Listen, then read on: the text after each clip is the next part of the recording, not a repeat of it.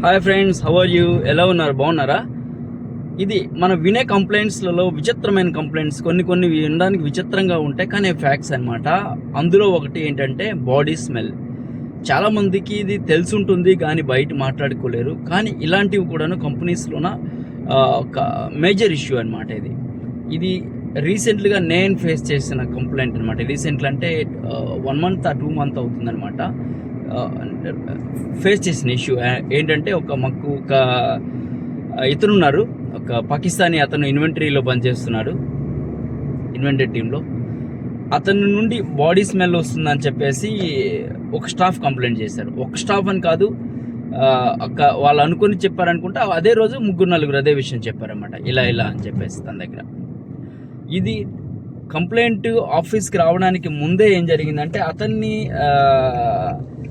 అతను ఉండే ప్లేస్లో మేము అకామిడేషన్ ప్రొవైడ్ చేస్తాం అనమాట. సో స్టాఫ్కి అందరికి కూడాను అకామిడేషన్లో కూడా అంతకుముందే ఇక్కడ ఆఫీస్ దగ్గర చెప్పడానికి ముందే అతన్ని పర్సనల్గా రకరకాలుగా ఇది అది అని చెప్పేసి తను మొత్తానికి అయితేను కొద్దిగా గిల్టీ ఫీల్ అయ్యి వాళ్ళ అన్నయ్య వాళ్ళ ఇంటికి వెళ్ళిపోయాడు అనమాట ఆ స్టాఫ్ అతను.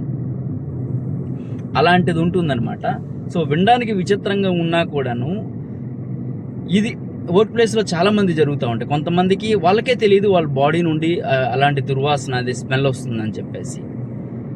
తర్వాతను కొంతమంది ఏంటంటేను మౌత్ స్మెల్ కూడా వస్తుంది. అది రెగ్యులర్గా జరిగేది. మౌత్ స్మెల్ అనేవి రకరకాల కారణాలు ఉంటాయి. మీకు ఎసిడిటీ ఉన్నా కూడాను, లేకుంటే మీరు తినే ఫుడ్ బట్టి, దాన్ని బట్టి ఉంటుంది.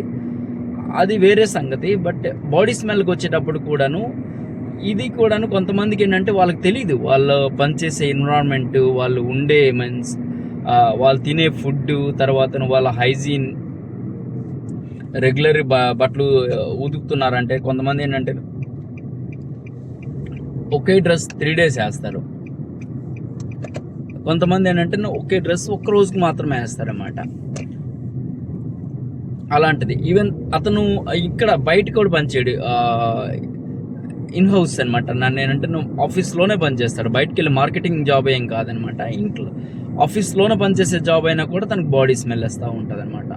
ఇదర్ కొంతమంది ఏంటంటే రకరకాల ఫుడ్స్ తింటారన్నమాట. అందులో ఎక్కువ నాన్ వెజ్ తినేవాళ్ళు, లేకుంటేను ఇది తినేవాళ్ళు, అలాంటి వాళ్ళకి బాడీ స్మెల్ ఎక్కువ వస్తూ ఉంటుంది.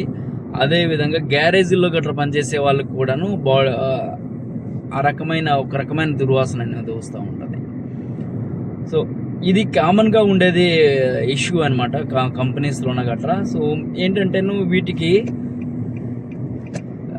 మీకు కొంతమంది ఏంటంటే చెప్పుకోగలరు. మీరు కొంచెం ఫ్రీగా ఉంటే మీకు ఫ్రెండ్స్ ఎవరైనా చెప్తారు నీ బాడీ నుండి ఎలాంటి వాసన వస్తుందని చెప్తే. అలాంటప్పుడు కొంతమంది రెక్టిఫై చేసేసుకుంటారు.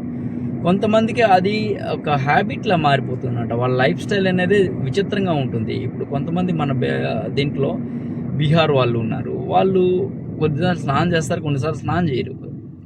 నార్మల్గా ఏంటంటే ఆంధ్ర వాళ్ళందరూ కూడాను, నాకు తెలిసినంత వరకు, అంత ఆంధ్ర అంటే తెలుగు వాళ్ళందరూ కూడాను మన దీంట్లో అంటే 2 పూటలు స్నానం చేస్తాం.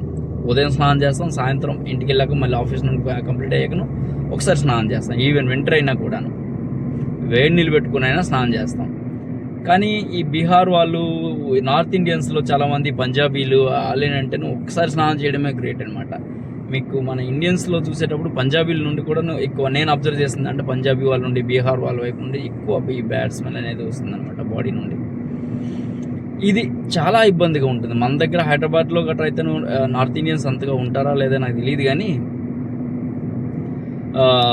ఇక్కడైతేను మా దీంట్లో అయితేను రకరకాల కల్చర్ వాళ్ళు ఉంటారు.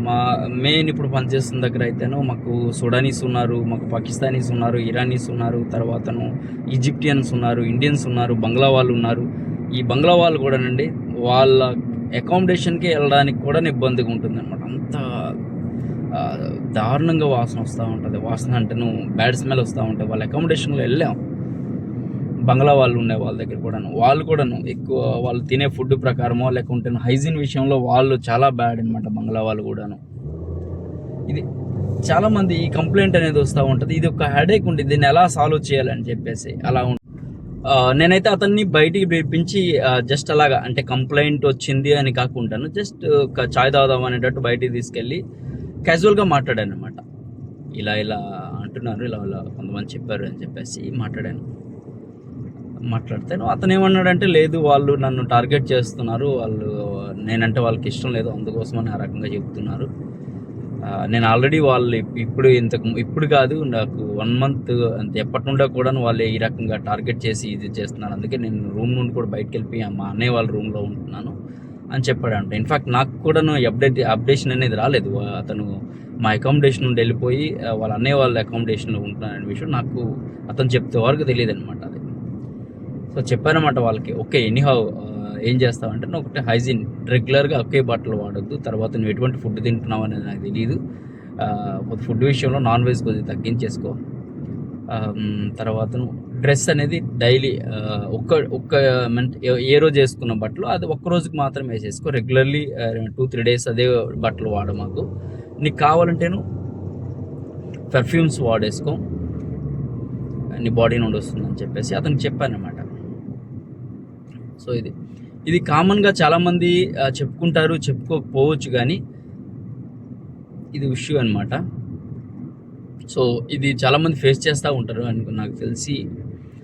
ఇది ప్రతి కంపెనీస్లోనూ ఉంటుంది అనుకుంటా. ముఖ్యంగా బయటికి వెళ్ళి మార్కెటింగ్ వాళ్ళు గట్రా ఉంటారు, ఎవరైతే ఉంటారో వాళ్ళు బయటికి వెళ్ళి వచ్చేటప్పుడు వాళ్ళకి ఎక్కువ స్వెట్టింగ్ అనేది ఉంటుంది. సో వాళ్ళకి ఎక్కువగా వచ్చే అవకాశాలు ఉంటాయి, స్మెల్ వచ్చే అవకాశాలు ఉంటాయి. సో మన పని బట్టి బాడీ స్మెల్ అనేది ఉంటుంది. పోతే చాలామందికి అన్కంఫర్ట్ ఉంటుంది అనమాట. వాళ్ళు పనిచేసే ప్లేస్లోనే ఇలా వచ్చే వాళ్ళకి పనిచేసే మూడ్ అనేది పోతుంది అనమాట. ఇది తర్వాత ఏంటంటే, అతను ఈ విషయం చెప్పాక కూడా తనలో మార్పు రాలేదనమాట. తనకు వాళ్ళ రూమ్మేట్స్ ఏం చెప్తున్నారంటే, వచ్చి స్నానం చేయడు, అలా వచ్చి పడుకుని పోతాడు, తినేసి పడుకుని పోతాడు, స్నానం చేయడు అని చెప్పేసి అంటున్నాను అనమాట. బట్టలు ఉతకడు, నేను బట్టలు ఉతికింది అంటే లాండ్రీకి వేసి అతనిలో బట్టలు లాండ్రీకి వేసి నేను చూడలేదు అని రూమ్మేట్స్ చెప్తున్నాను అనమాట.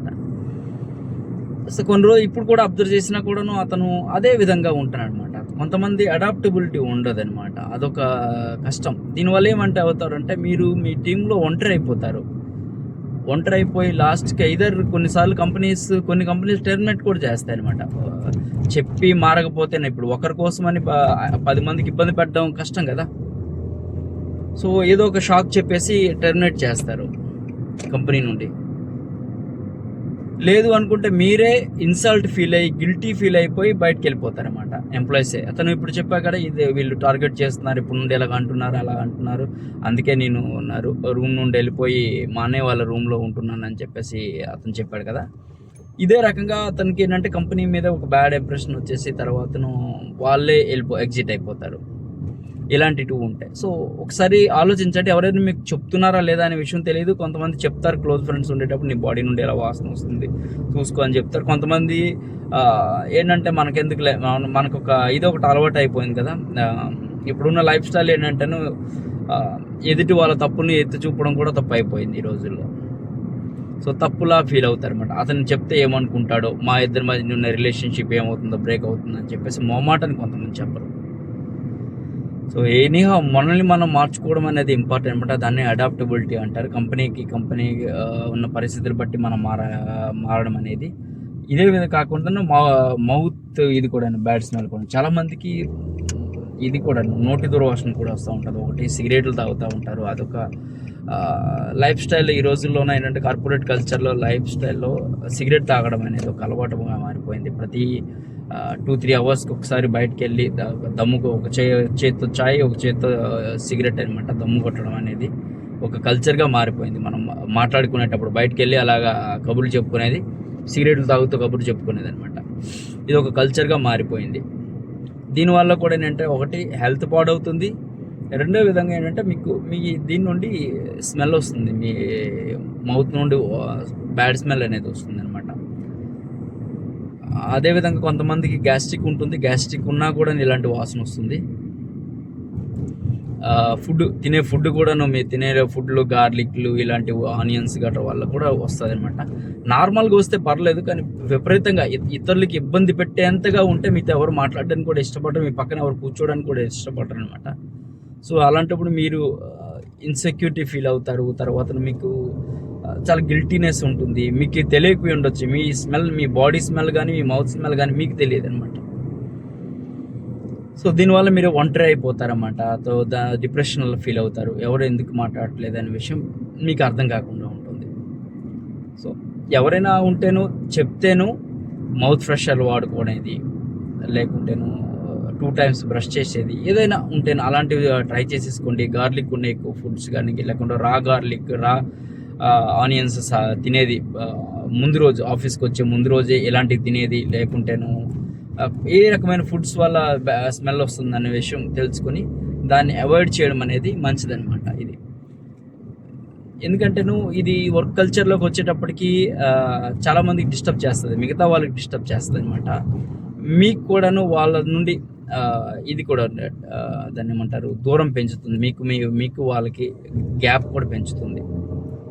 సో ఇది మీరు దీనికోసం ఏమనుకుంటారు? మీరు ఎలాంటి ప్రాబ్లమ్స్ అయినా ఫేస్ చేశారా కంపెనీస్‌లోన? కామెంట్ సెక్షన్‌లో మెన్షన్ చేయండి.